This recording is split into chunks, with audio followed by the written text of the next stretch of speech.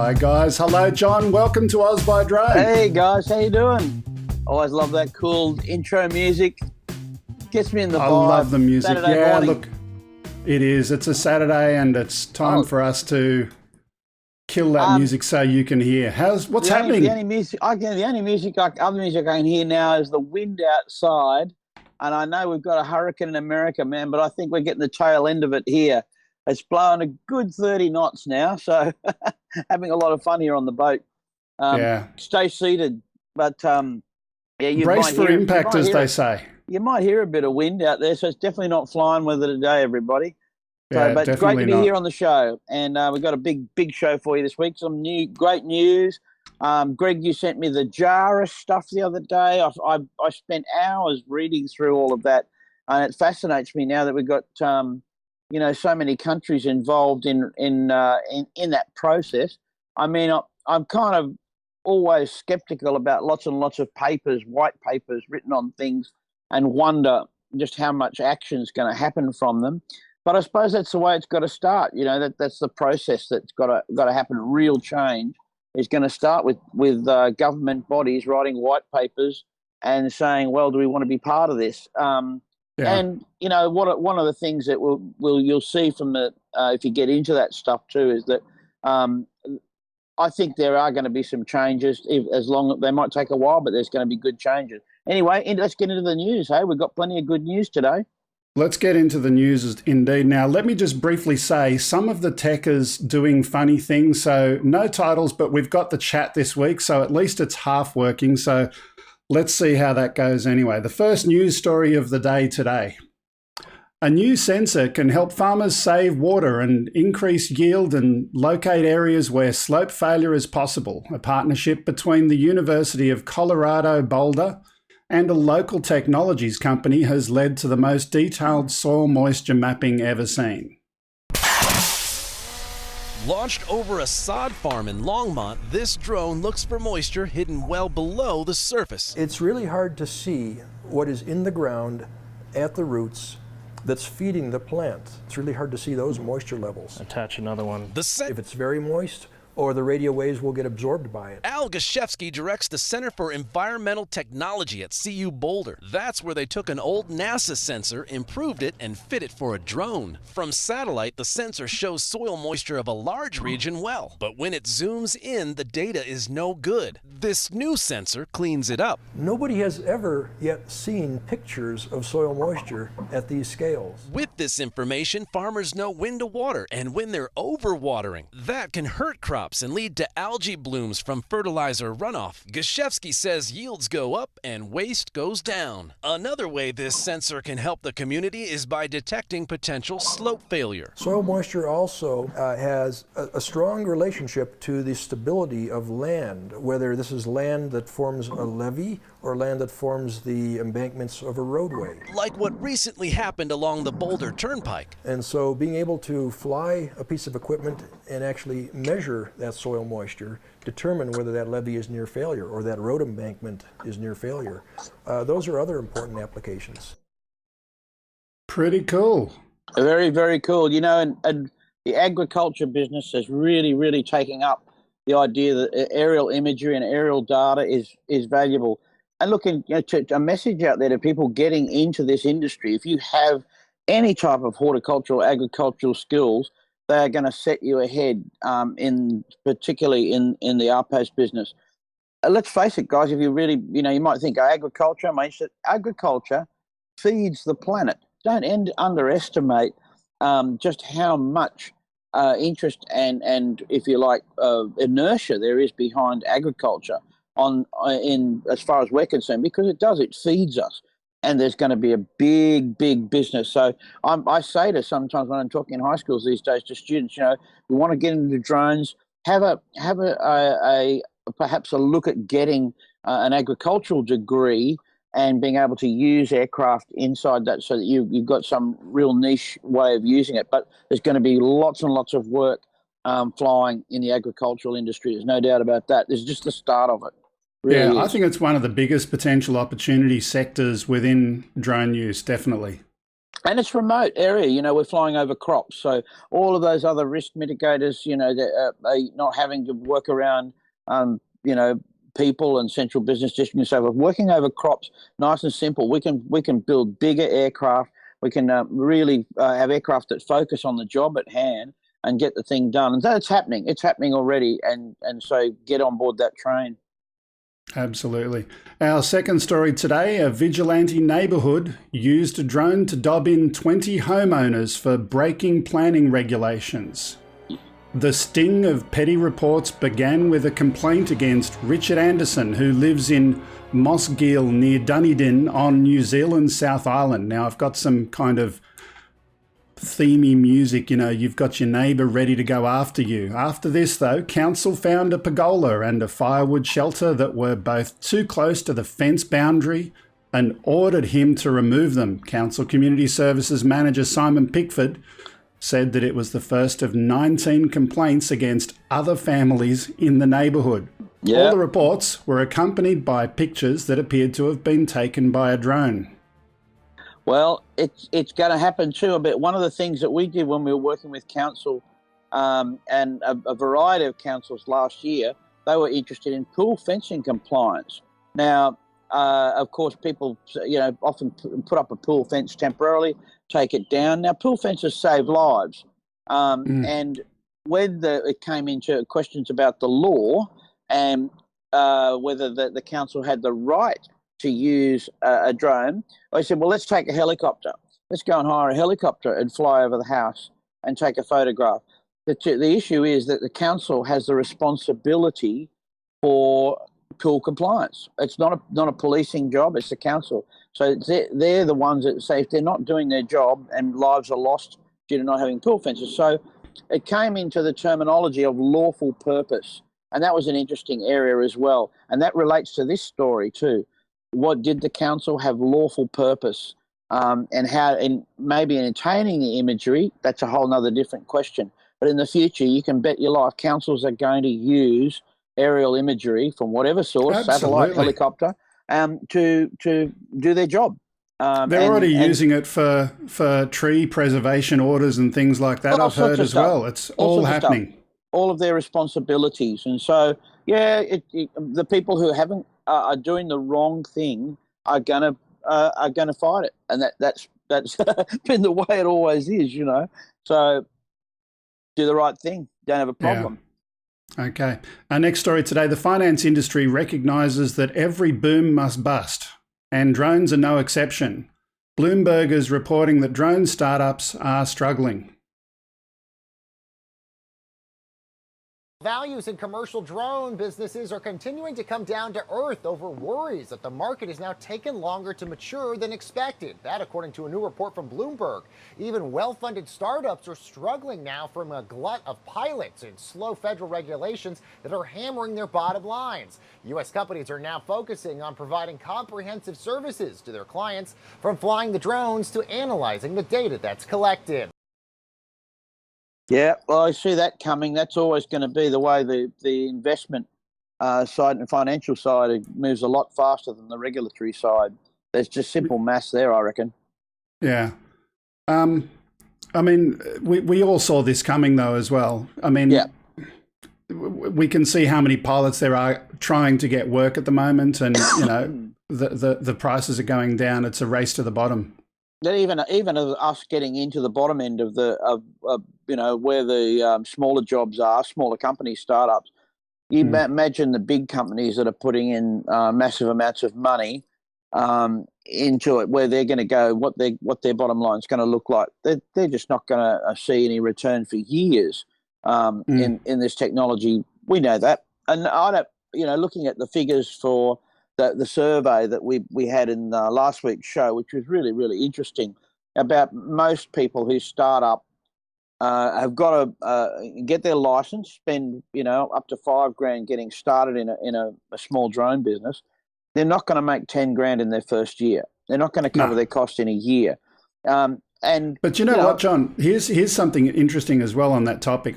There was a story that I identified, but I forgot to put it in the final list, and I'm annoyed with myself that I didn't. There's a company that's built a piece of software that uses AI for doing roof inspections.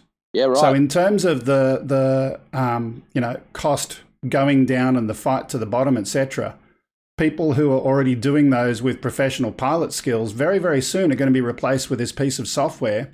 All you do is you do your one bomb shot first, you identify the corners of the roof on the screen, and then you say go. You press the go button and it automatically goes and does a certain distance away from the roof, taking shots as it goes and highlighting on abnormalities that it sees while it's doing all of that. All of the pilot skill and the kind of things that you and I have been getting used to, it's going to be press a button.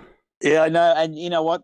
And that beautiful roof with no trees, no wind, no TV aerial, no guy wires, no birds, no. Supposedly it's got all of the smarts to avoid the trees, those kind of obstacles, right? Yeah. Now, obviously, having a pilot there is a necessity. But having said that, I think there are going to be a lot of less qualified pilots if those kind of applications are available, and that'll kill the market even further. Yeah, that's right. Well, that's getting into that market, and you and I both know that market pretty well. We've been in it for a couple of years and seen how the price squeeze against pilots comes down and down and down, and then when they start getting more difficult jobs, but take a bit longer, they still want to pay no money for it. So again, and just a little side thing for our listeners out there, Greg, because I've always said to the guys that are flying for us, do the roof inspections to keep yourself current. You know, there's some of the hardest work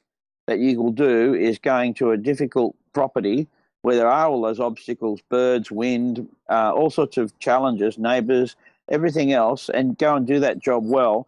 You won't make the dough, but if you go out in storm season and you do 5 or 6 of those in a day, you'll be sharp on the pole. You know what I mean? You'll know exactly what you're doing. The airplane's been out of the box. The batteries have been charged. You've been running your checklist. You've been doing all of that. It's currency. So the real value, again, is in experience, and you have to put value on that. If you're not flying, if you're sitting around for months waiting for a job and you're not doing anything, go and do some roof inspections. That'll sharpen you up. Well, if there are some to go and do, but that's another story. Next story, speaking of which, is a Chinese UAV did not fly at a Russian air show. The aircraft reportedly had its landing gear broken as it sat on display. Locals suspect foul play by children who were allowed to play on the aircraft. Photographs surfaced online showing the Wing Lung drone lying on the ground with damage to the landing gear. As the day progressed, it emerged that all 3 undercarriages were taken out. Look at them all climbing over it. A good playing ground, and one user commented, stealthy Russian kids, another added, while others called it a stress test for the aircraft. Well, they broke it, didn't they? So it didn't work. Well, they didn't get to show it off at the air show, but anyway. Yeah. Oh, man. Okay. Crawling over an airplane, no. Yeah. Anyway, moving on to other topics. Some drones are out of stock on the DJI website, and the prices have gone up for others. Following the new 15% tariff increase in the US, which came into effect at the start of September, DJI has made several alterations to its online catalogue and increased prices of several products. The prices have increased by around 13%, so they did eat some of that, but that was for the Mavic line. Here's my question. What was Trump's thinking? The effect is going to be clear. His constituents are paying a drone tax that other countries don't have to pay. Now, maybe he's trying to, stimulate local people to go and start something up. But by going from 0 to 15% overnight, rather than by doing a ramp up of that tax rate from 0 to 15 slowly and trying to build that industry, it's just a tax. Well, I'm gonna back up a little bit and give you the other view and say that's exactly what it might do. And it's 15% is not enough. If you made it not possible to buy a DJI drone, just purely wasn't worth buying a Chinese drone, we would see drones made in the UK and Australia.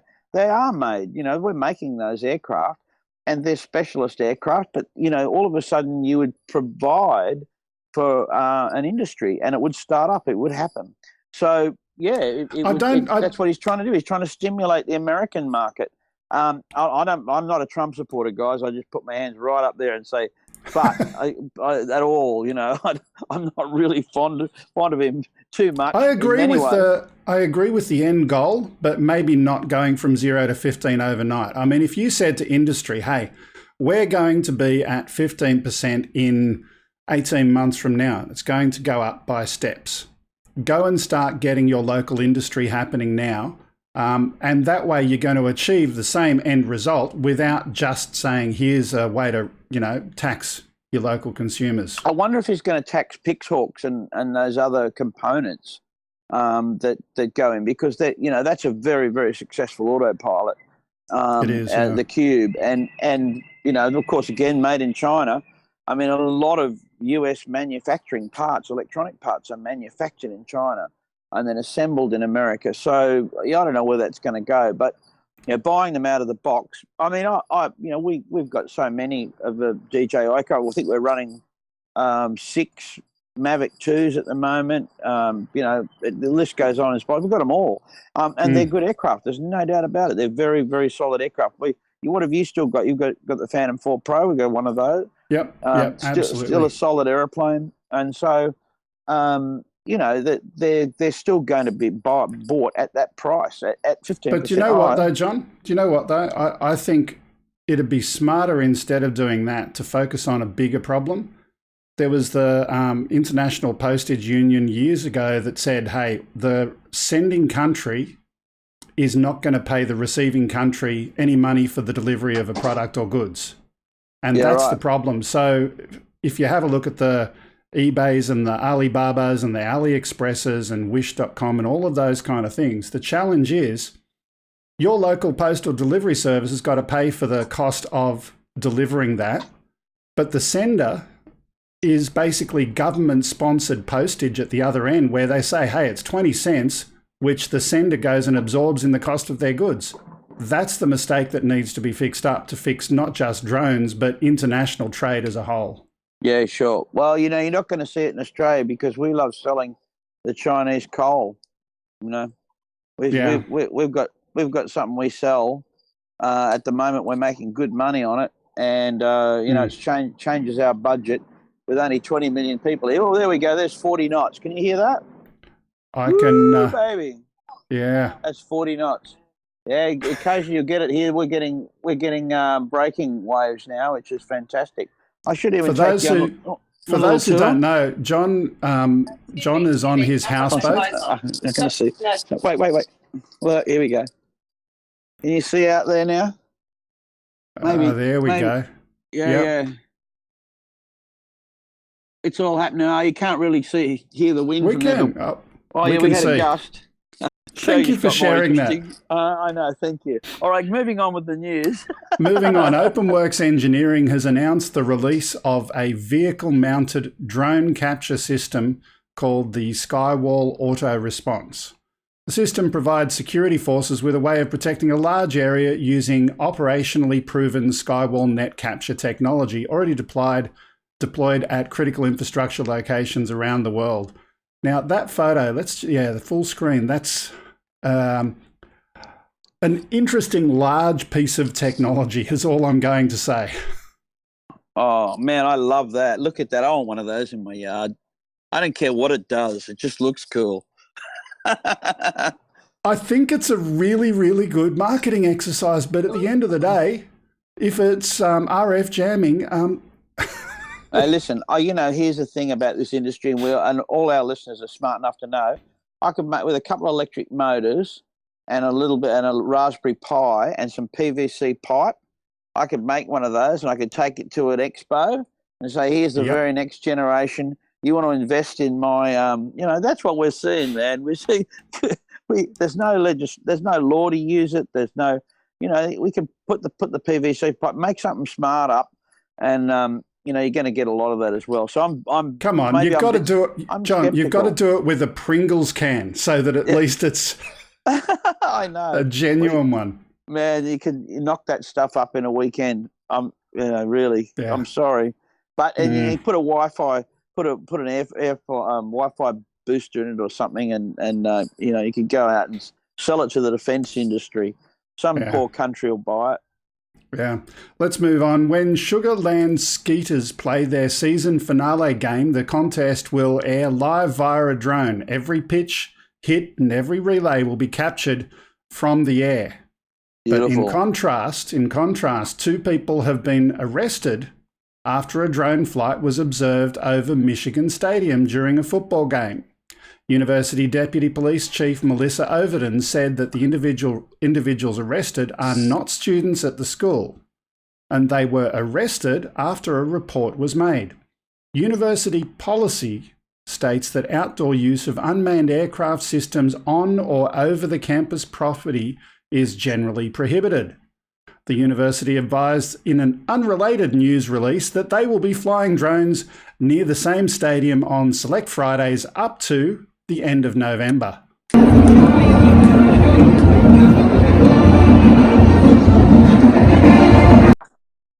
So that was a brief little clip. We'll play it one more time just so you can see the drone there. Let's play it.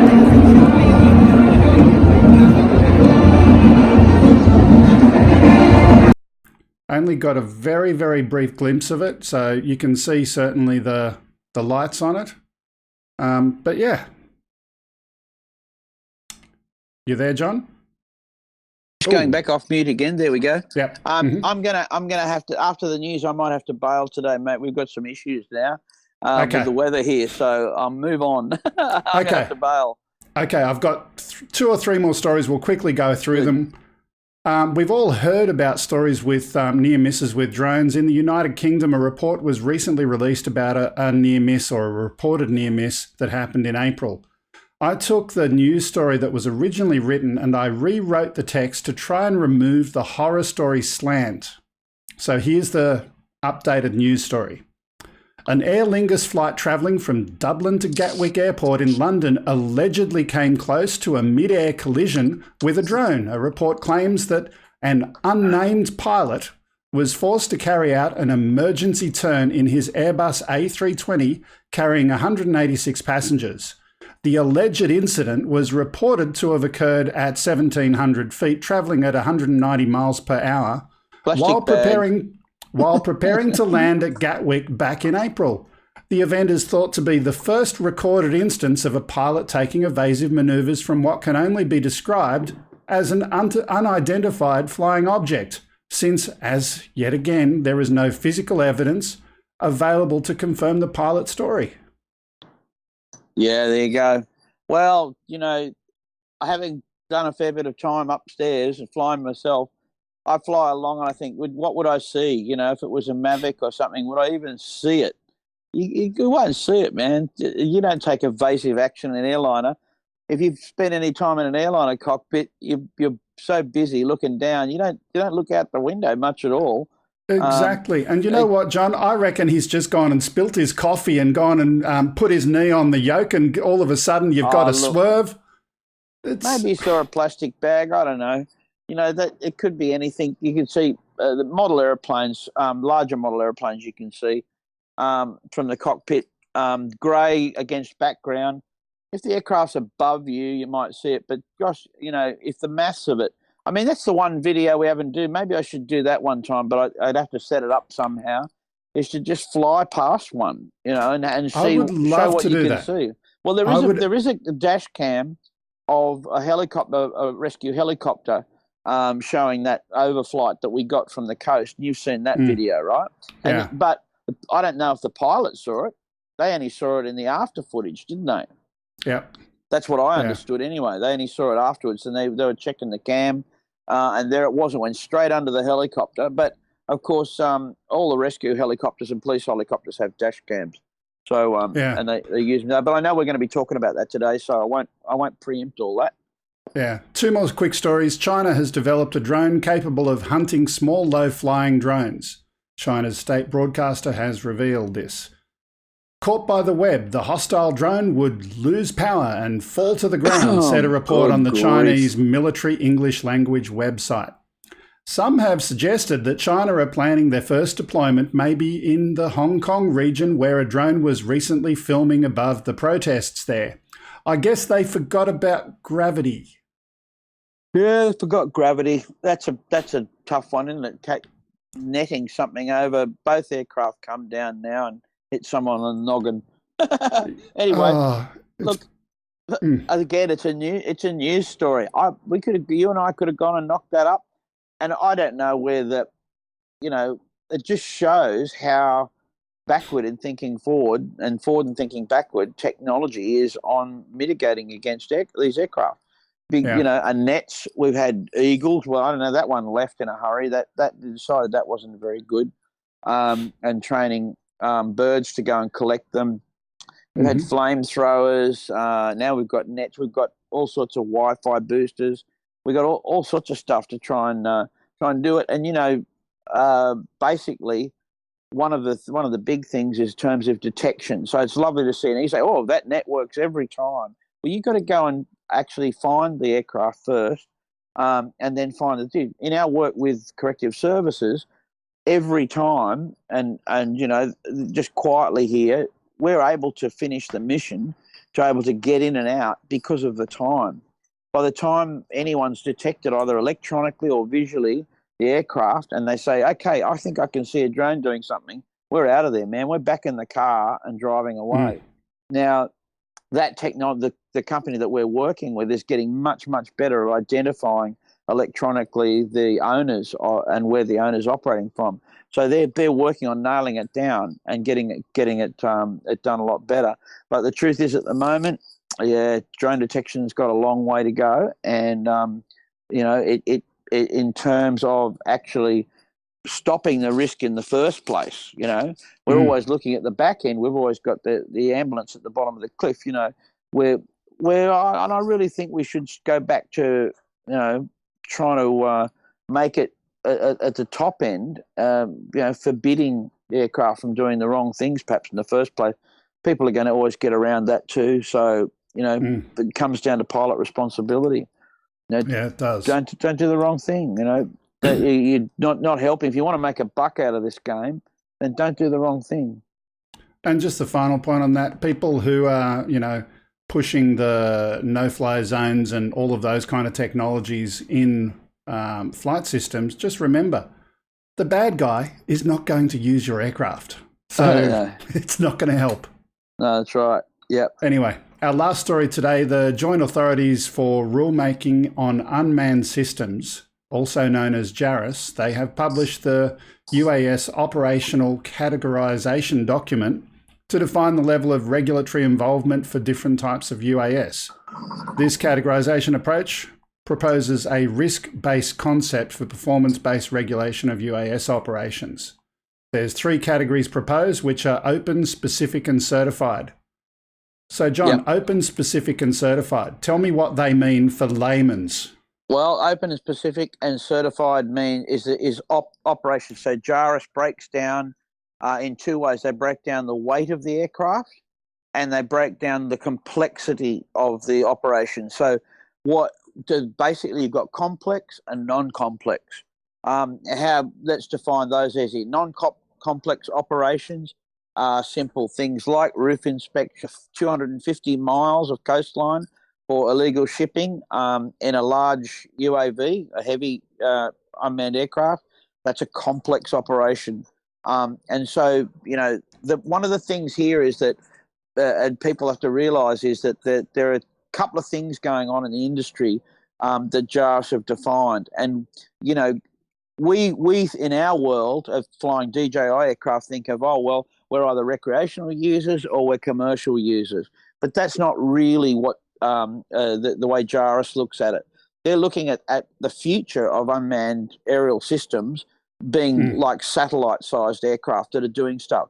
And, those aircraft are going to have to be certified. Once they're above 150 kilos, you've got to certify the aircraft. So there's that definition there. Specific. Now, that means that you could go, it's not built for anything else. We don't want to do anything else with it. We want the laws and the regulations that can let us do this specific job. And then, of course, you have open.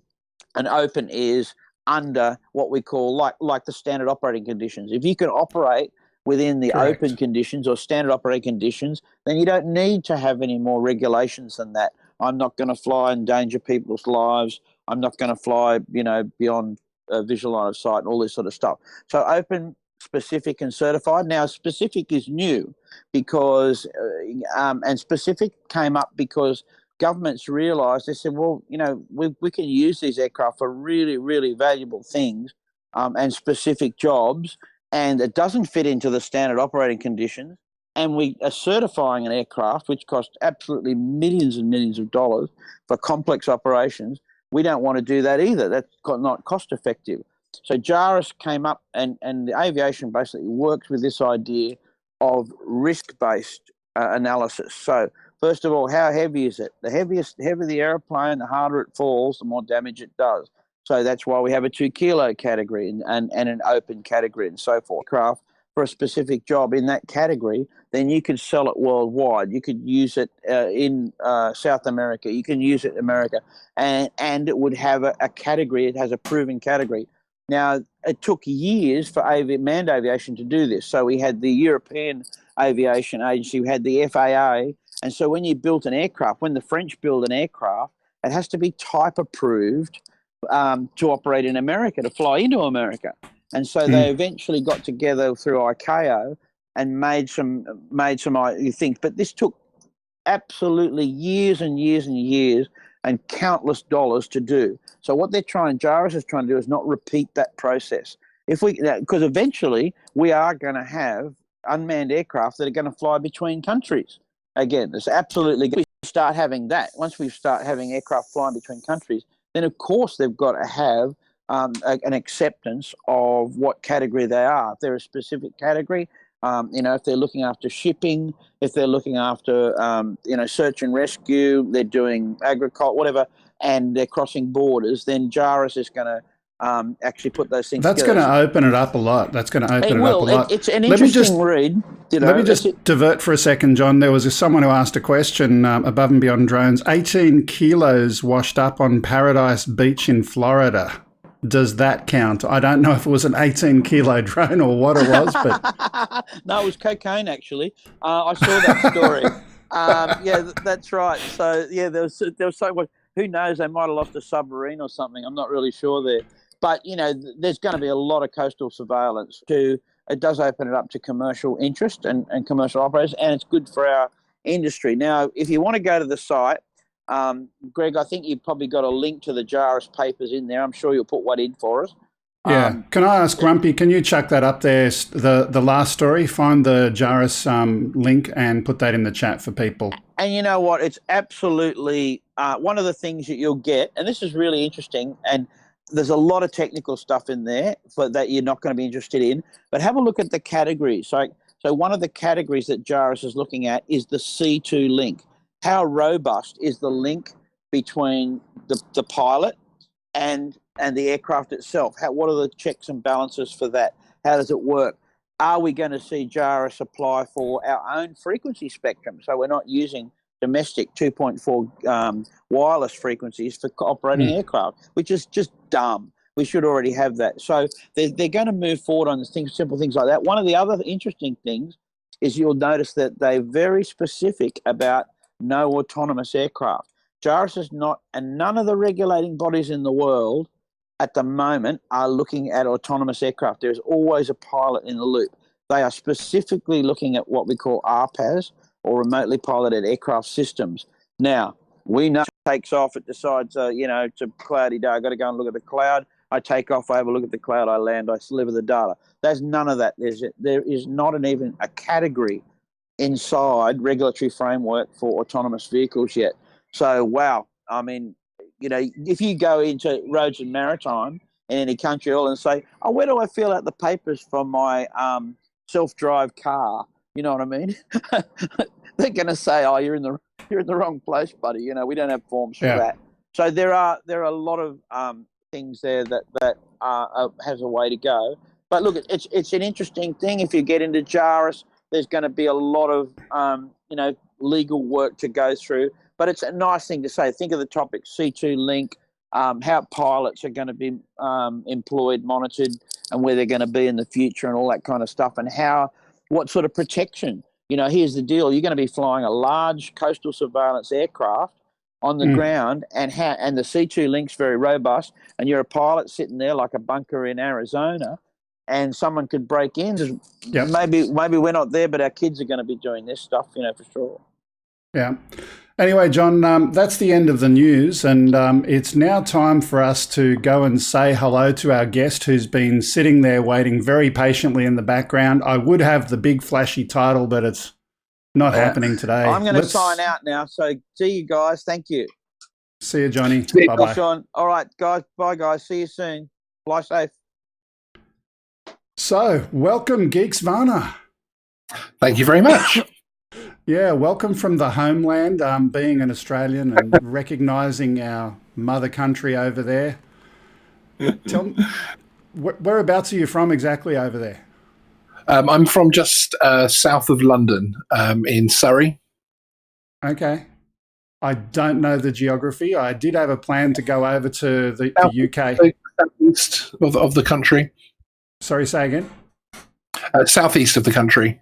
Okay. I did have a plan to try and head over there later this year, but that's on hold at the moment. So one day.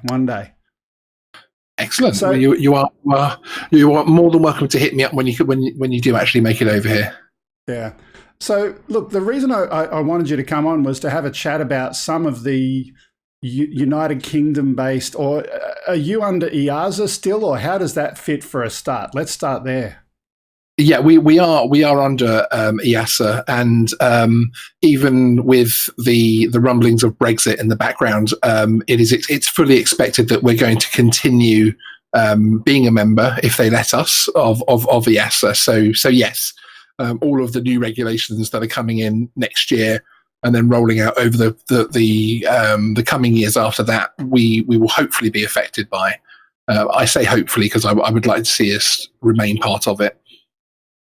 Yeah. Okay. Now tell me about the scene as it exists right now. Regulatory in the UK. What's the good, the bad, the ugly? I would say really there isn't too much ugly. The good and the bad is really mixed in together. It's fairly simple. It's the usual, stay below 400 feet, although they go from surface. So we don't have the advantage that our American cousins have, that if they're alongside a tall building that they can go above that building. We wouldn't be able to do that. We would have to stay 400 feet from the surface of the earth. And we have separations, especially for the amateur pilots, 150 meters from any congested area, and 50 meters from any building or people that we are not in control of. Or rather under our control. Sorry, what was the distance you just said from people? 50 meters if you're in a non-urban area, but if you're in a congested area, well, in fact, you as an amateur, you can't fly in a congested area. You have to be 150 meters away from a congested area. Okay. That reduces if you are the UK equivalent of the Part 107. Down to the 50 meters again, and in actual fact, should these new regulations come into place under EASA next year, those distances will dramatically come down. As long as your new drone has a little button on it, which basically decreases the speed to a ridiculously slow speed, but then obviously it will let you film things in much cooler areas, especially for us amateurs. Okay. Certainly, just out of interest, our regulations here in Australia, we've got the 400 feet, which is 120 metres, that's fine. We've got a 30-metre rule from people, no matter licensed or unlicensed, but you can apply for a closer distance of 15-metre rule if you are doing that as a commercial operator, and you've got to have procedures and so on to be able to get closer and an appropriate aircraft for that as well. Okay. Where do you think that will be going for you? Have you got an indication of what the future plans are, or? Yeah, I mean, we've got essentially, the European Union has actually just issued 2 or 3 directives that are pretty much going to run the drone regulations across Europe for the next few years. They start to come into effect from next year, and then they are rolled out through things like drone production, etc., over the couple of years after that. But it's actually going to mean a little bit similar to the Jarrus story you were talking about. It will mean that we'll be able to fly drones anywhere within the ESA 26 member states under the same regulations. So I can literally be able to pack my drone, pop over to France, and start flying from there without any further permissions or any kind of other regulation issues. Okay, we just had something die on the screen. I'm just going to fix that up. There we go. That was my computer, something over here in front of me that's doing the chat. So Grumpy, no more chat. It died. I might see if I can restart it in the background. Anyway, now I've lost my train of thought. Let me go to the story that we had in the news today about the unidentified flying object. And we had a brief chat before the show about your AirProx board. Tell me about that and your thoughts on that whole topic.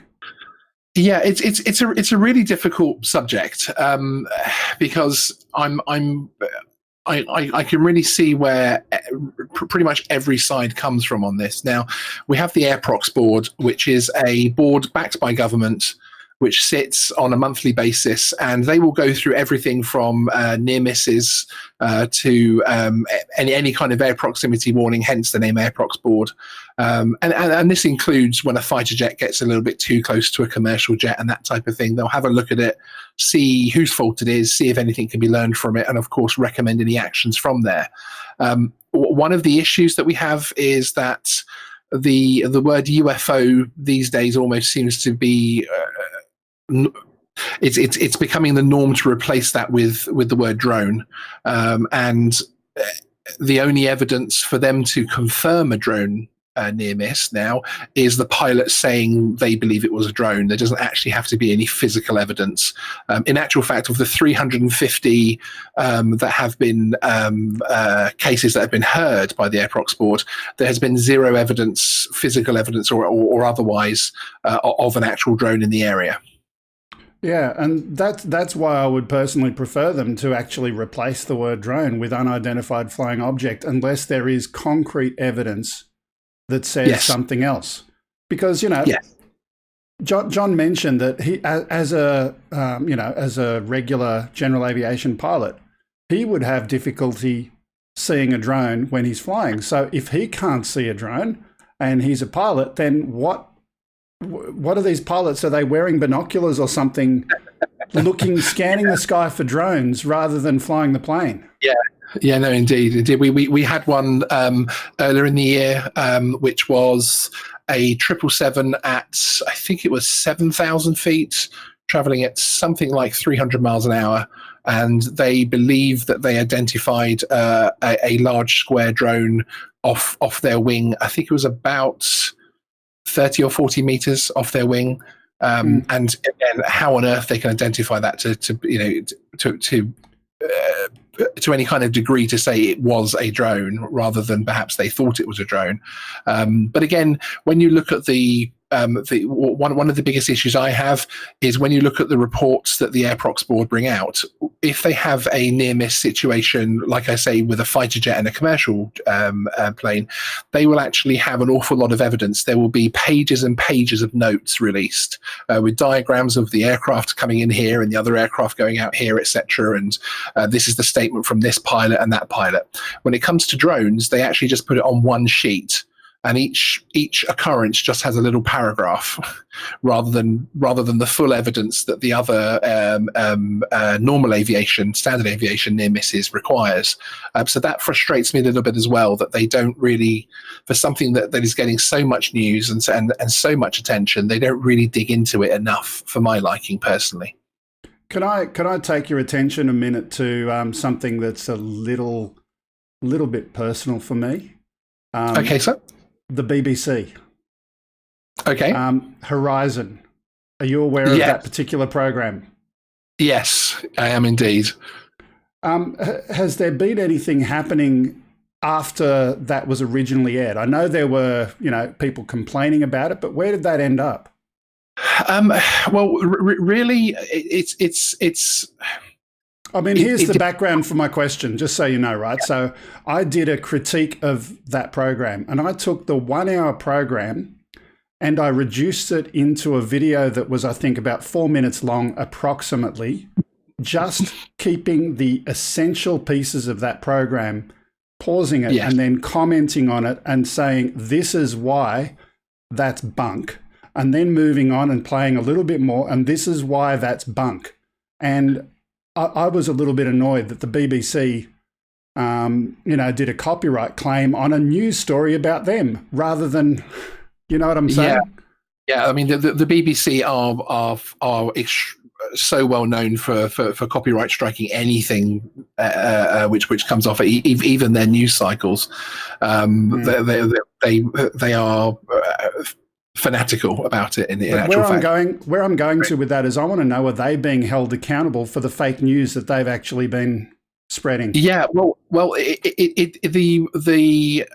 weight of the complaints pretty much came down on the head of the presenter rather than the BBC in general. And he did actually do an interview a couple of days later on British TV on another channel where he did actually pretty much step back from a lot of what was said, and really beyond that point we haven't heard much more about it. There was, of course, in the community there was an awful lot of issue with it. I think one of the problems is that the Horizon program doesn't have the weight that it used to have, so I don't think people necessarily took it as seriously. But my issue is, of course, yes, people within the industry weren't really taking it seriously, but obviously Mr. and Mrs. Average Joe blogs are watching that, and they're believing. No, exactly. They're believing it gospel that this is the problem with drones, and of course there were just so many holes in it that it was chaotic.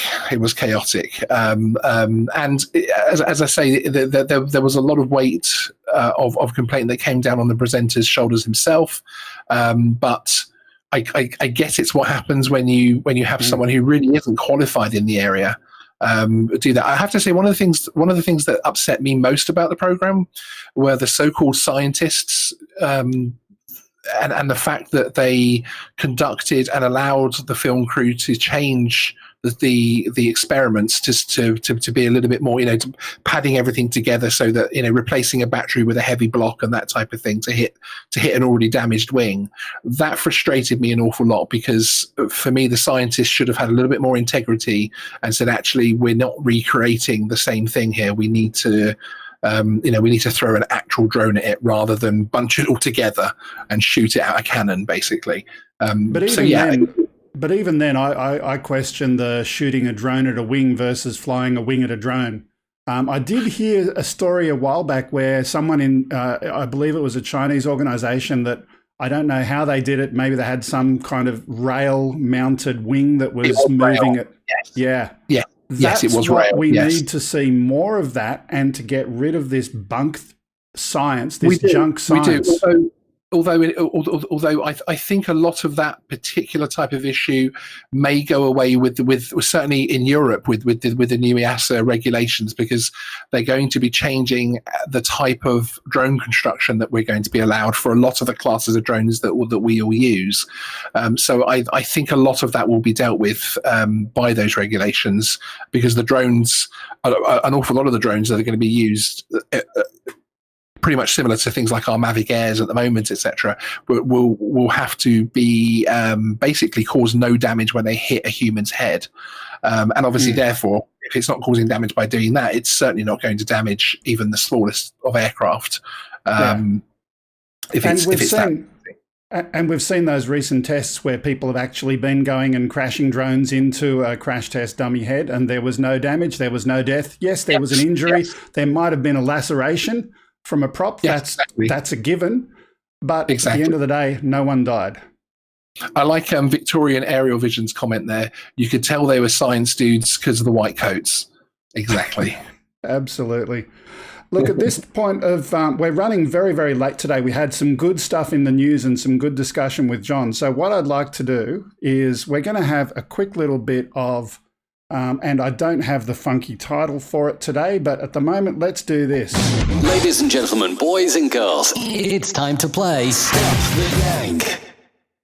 Now, we can't actually stump the yank because we don't have a yank here, but we can gong the pom. And I did have a title ready to go up on the screen, so yes, that's right. It's that time that we love and you love and our guests hate. It's time for Gong the Pom. Okay. I'll just kill that music and we'll get it off your screen as well. There we go. Okay. It's almost gone. It's going. It's gone. Okay. So just a quick little one for you. I've got a couple of things up in front of me. I didn't get a chance to prepare this today, but I'm going to give you a couple anyway. What is a booze bus? Can you spell that? Booze, B-O-O-Z-E, bus. Okay, booze bus. Crikey. A booze bus. Is that a mobile... a party bus? Perhaps. Is that what it is? No, I was trying to throw you off. It's mobile breath testing. Oh, right. Okay. Excellent. So they actually have you get on a bus, do they? No, they just call them that because when they first did it and they had the really big, before they had the pocket things that they ask you to talk into them or whatever, you had to get on board the bus and... Brilliant. That's superb. Yeah. Let me see. What else have we got? What's a bogan? B-O-G-A-N. B-O-G-A-N. Bogan. Absolutely. That is crazy that I have absolutely no idea. Really? A bogan. Yeah. You've heard of bogan moth. That's where the term, I think, originally came from.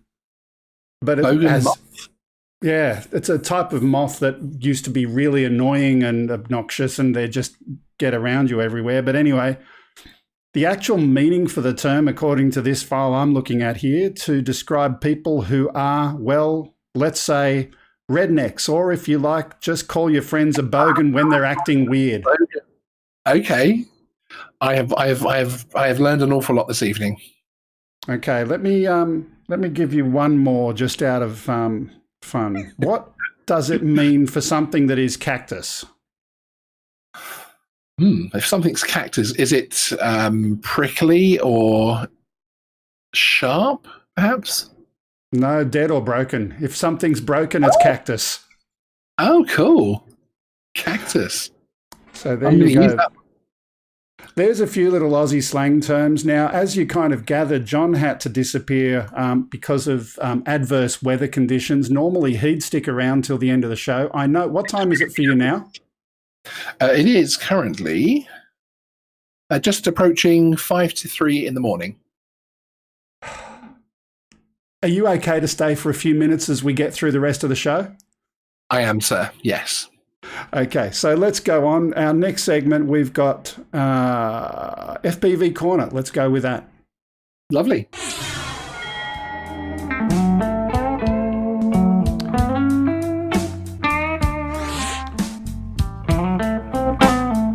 So this is a video from Steve K. And Steve says, this is week 5 of an international game of whoop, or IGOW is the description that he gives to it.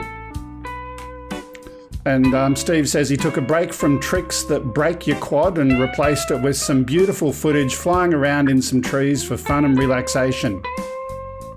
He also says that he forgot his ND filter and commented that there's a little bit of jello for those with keen eyes that might notice, but it looks incredible to me. He's flying a custom 2S version of a Beta FPV 85X 4K and using CAD DX for the camera and 8000 kV and 1103 motors. That's amazing. Now, we've got a second clip from him, and this is where I was going to enjoy chatting to John about this one, and I'll explain why in a minute. So Steve took a chance to fly in this particular structure, which is known as a rotolactator. Have you heard of a rotolactator before? I feel like that would be something that I would get introduced to at the doctor's office. Well, let's just say it involves mammary glands.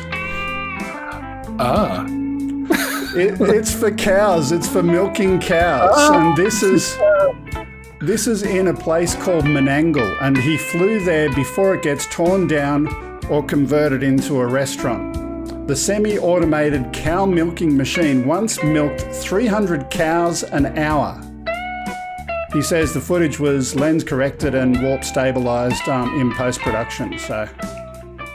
But the reason why this is interesting to me, the actual town that it was filmed in is called Menangle.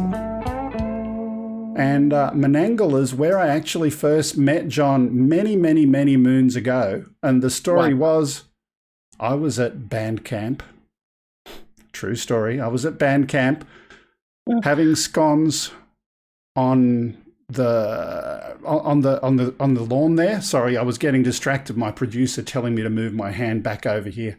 I was having scones on the lawn at the front, and the next thing I know, a helicopter's coming down, and two people get out of the helicopter. One of them was John, and we've been mates ever since. Oh, that's very cool. Yeah, so that was Menangle, and I must go back there and have a look at the rotolactator. But I'm used to my wife doing all sorts of other things that we won't talk about today. Now, we've got a little special today that we've got a viewer video from Tim Ballinger, and Tim sent in this clip, and he commented, "Thought you might like to see my near miss." Well, yes, we would love to see it, Tim. Enjoy. Oops, not that one. Oops. There we go. So we've got no audio with this one, and that's fine. But here we go.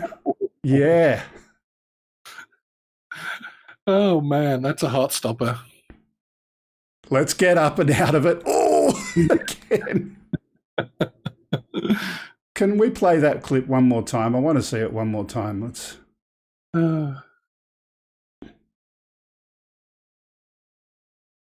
It was a good shot. It was a beautiful shot, and then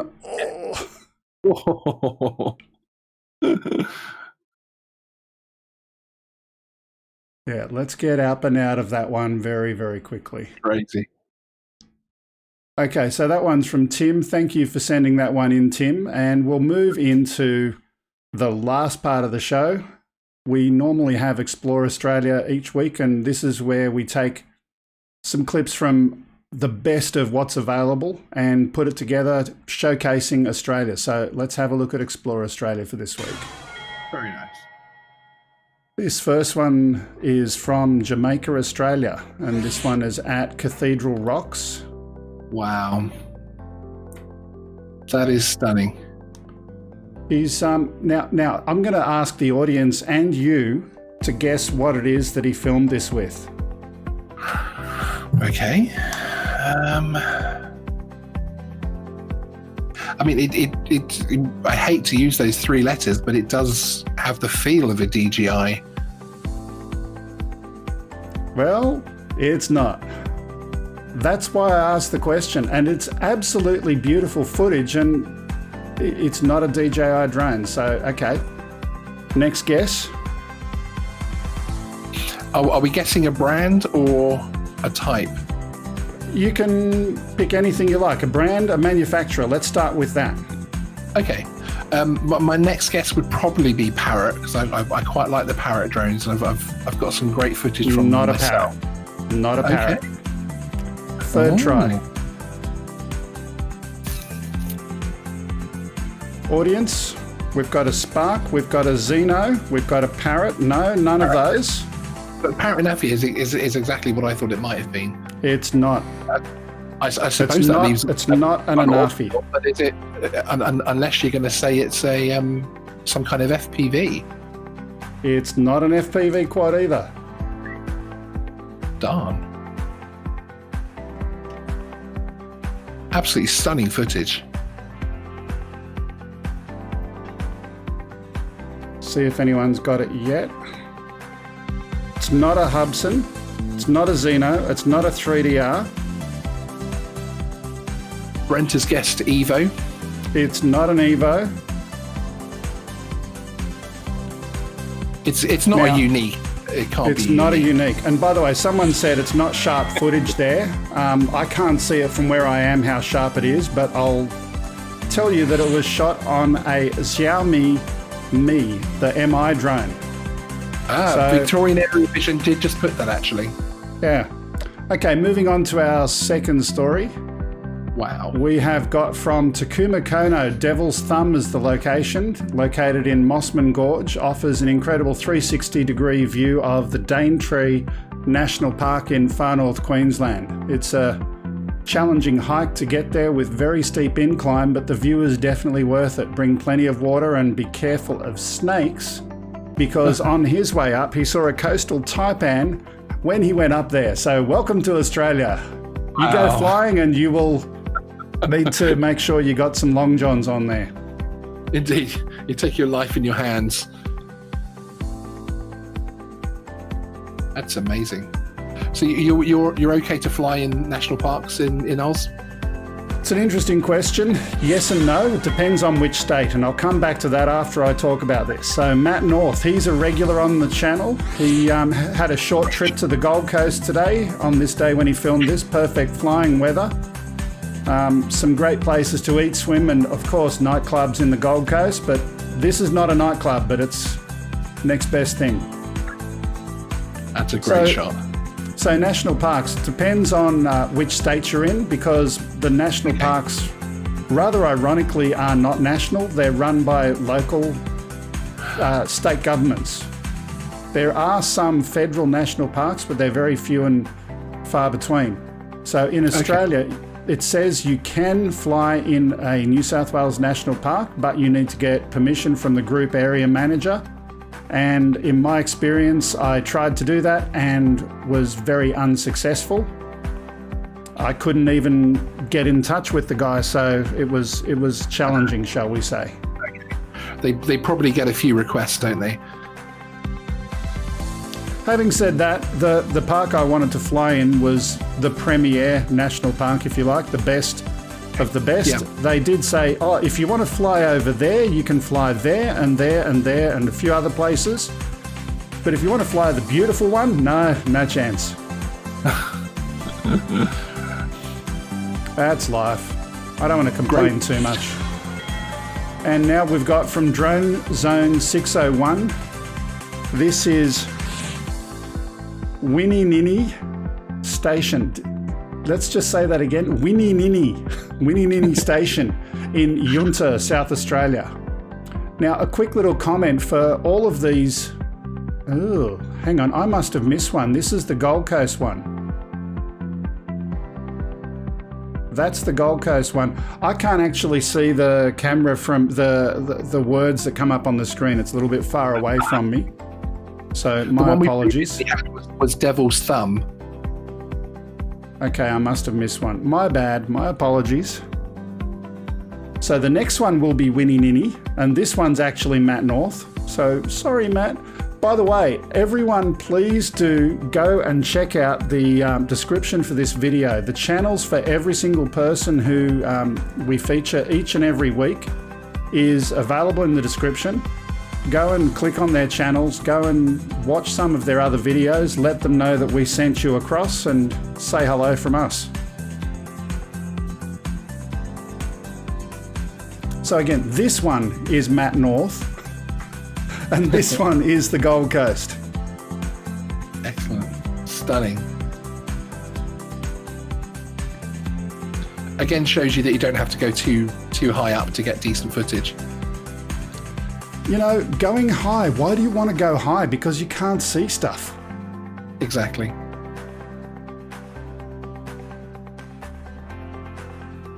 And just out of interest, I believe Matt flies a Spark, so that's what that was probably filmed with. And here we go, take 2. Drone Zone 601, Winnie Nini Station in Yunta, South Australia. Look at this.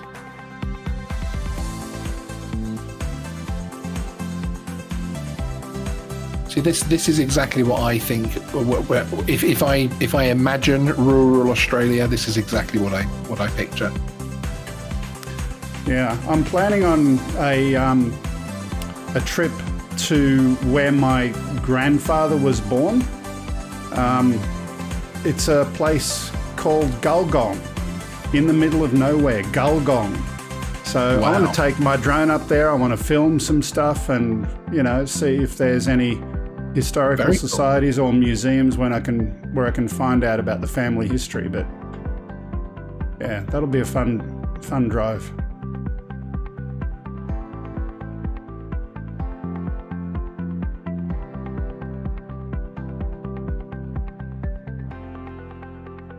Stunning. So while we're waiting for the last one, and in fact, let me quickly tell you about that last one now. Ben Chubb, a collection of drone shots from his visit to the Nora Head Lighthouse. So again, go check out Ben's channel. The details are in the description for the video. Oh, we have a nice reveal shot. That's beautiful.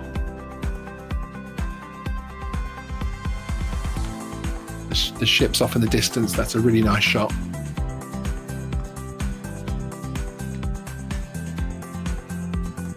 So just a couple of quick comments while we're finishing there. The titles are not doing their magic today, so I'm just going to type in the chat. If you want to send me any footage or shots or information or whatever, ozbydrone@gregkuhnert.com. I've just put it in the chat room there.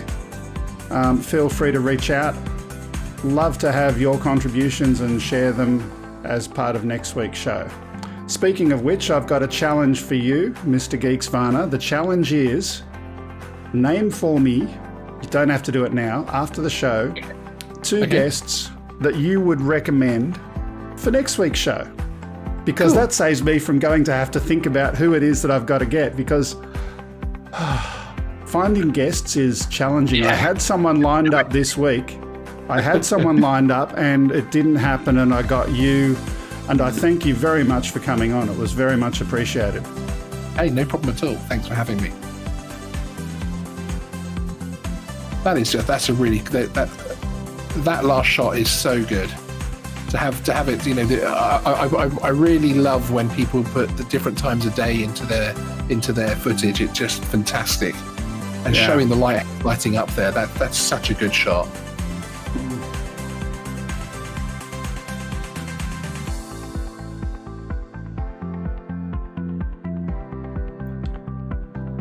So it has been fun having you with us here today. As we get to the end of the segment, couple of questions. You've been doing some interesting stories on your own channel. I want to ask you about one of them in particular. Okay. There's someone, let me see, is he in the channel? Yes, he is indeed. Artco Drone Solutions. You did a story on something related to art. What was the story? I did. Yes, I mean, basically, it's the story is really focused on what happened after the flights, but Art was flying a Parrot Swing to do a little bit of an impromptu product review, and unfortunately, the Parrot Swing got away from him and ended up landing on a roof of a nearby property. He then proceeded to fly his Phantom in an attempt to budget from the roof. Unfortunately, the Phantom connected with the side of the roof and fell down into the garden. And the aftermath, unfortunately, is that the people who live at the property appear to have taken possession of the drone, won't answer the door, including to the local constabulary. And yeah, I mean, at the moment we're in a situation where Art is unfortunately down 2 drones. So the video in particular was to really put it out there to the community, for anybody in the Denver community area that spots a P3 Advanced for sale without a controller, possibly damaged, to basically get in touch with us or Art so that we can help with some form of recovery, as it were. But yes, it's Art was also kind enough to provide some footage of the actual crash, so that's on the video there as well. But obviously, it's an extremely stressful thing to happen when you not only lose one drone but two drones in the same incident. And unfortunately, it appears from the rudimentary investigation so far by the police that the people they're attempting to track down are what was described by other neighbours as sketchy. So we're slightly worried about where that P3 is now. Let's say that. Yeah. Anyway, look, I encourage people, Geeksvana, we've had your channel info being put up by Nightbot throughout the show a couple of times. Go and check out that website, click on the link, check out some of his videos. Same goes for all of the other things we've got in the description. Go check out those channels, say hello to some of those creators, subscribe. For now, that's all we've got for today. It's been fun. Please do send an email and I'll see you next time. Send an email with what you've got that you would like to have on our show. Okay. Thanks again. See you next time. Bye for now.